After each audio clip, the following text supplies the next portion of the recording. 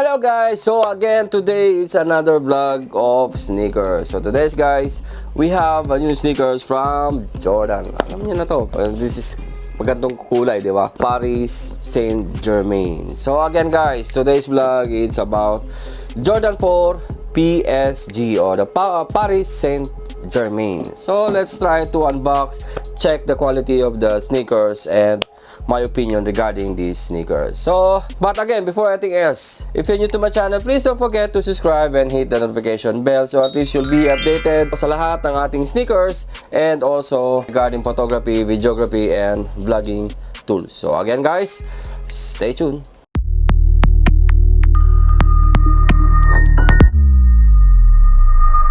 So yun nga guys, so again, before we start to unbox these Jordan 4 PSG, I would like to shout out siyempre ang nagkuha na natin nito, which is si Lendal.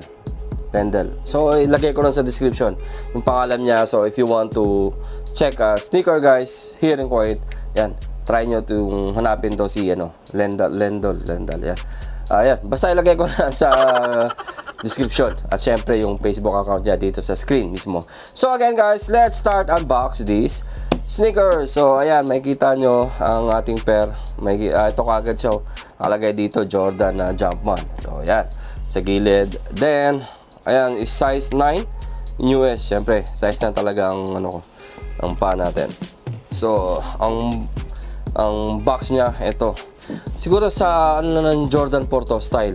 Yung meron parang ring dito. Ayan yung bilog. So ayan, kung makikita nyo, di ba? Ayan, ito siya. Ayan, dito, di ba? So ito yung Jumpman. Siyempre, yan. Basta, unbox na natin. Ito na. Yan, ulala. So ito. Ayan guys. So ang ganda niya, di ba? Pwede natin dito sa second camera natin. Di ba? Kita ba?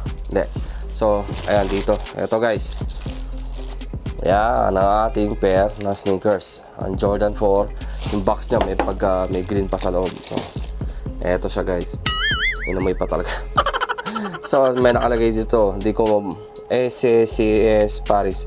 Ewan ko kung anong ibig sabihin nun. Bahala na kayo dyan.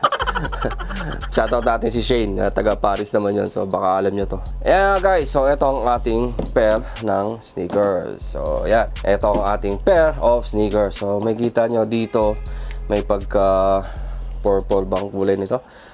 Medyo colorblind na tayo.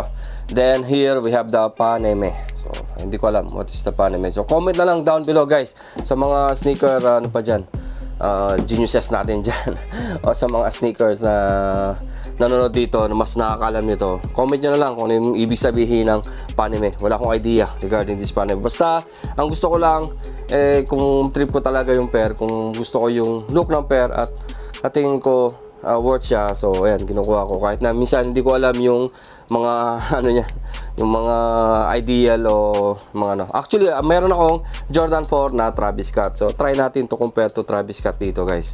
Pero sa akin panalo to guys. Amoy pa talaga. So ito nga guys, ang ulit, ang ganda. Ayos yung sneakers niya, di ba? So i-compare sa J4 na Travis Scott. So yan, dito makikita nyo guys, Paris Saint-Germain sa likod. Ayan di ba? So tingnan natin kung gaano comfy to sa paa. Yun ang pinaka-importante, kung comfy siya masyado sa paa. So why not, yeah?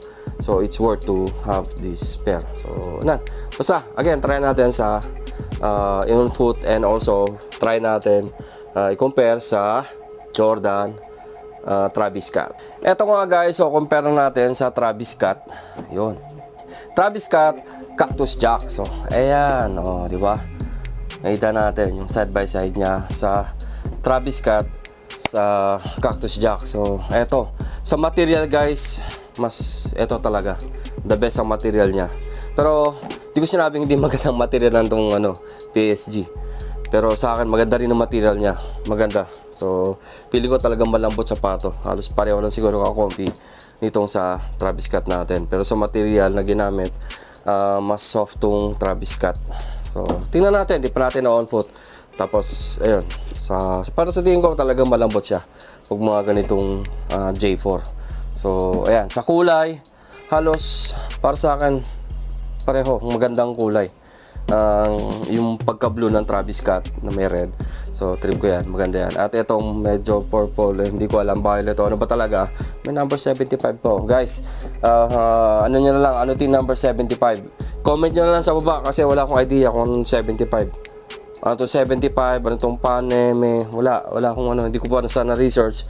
Ayan, Paris Saint-Germain. So, dito sa likod, ito yung sa cactus jack natin, si Travis Scott, di ba?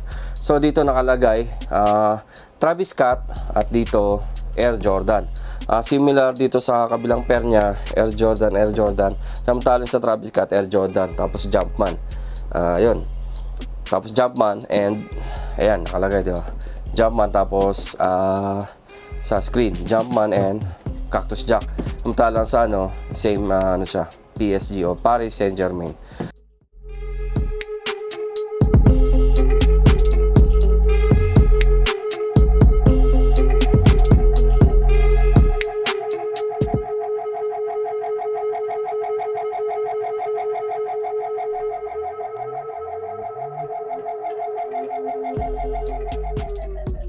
And back to the vlog guys. So again guys, sa tingin ko parehong maganda, parehong masarap sa paa ang PSG and yung Travis Scott. So ayan, ang ganda ng kulay ng combination ng colorway niya. So ayan, panalo guys. So kung ako sa inyo, kung meron kayong balak bumili ng PSG, maganda siya. Hindi siya talo. So maganda siyang bagayan, di ba? Hindi siya madaling mahirap pala bagayan. So again guys, I think that's it for today. Again, sneakers for today, and Jordan for PSG or the Paris Saint-Germain. So again, shoutout ko lang, flex time. First, I want to flex my team, which is Team Positive Vloggers. Shout to all the admin and member ng Team Positive. At syempre ang ating team dito sa Kuwait, which is ang PVK o ang Pinoy Vloggers Kuwait, na mag-anniversary kami sa 21. And Palaboy OFW, shoutout kay Palaboy OFW at ating direktor na may sakit, si Brian Puntana, gatong sulbay. Inong dagang konde at tubig diya. So again, thank you and mabuhay.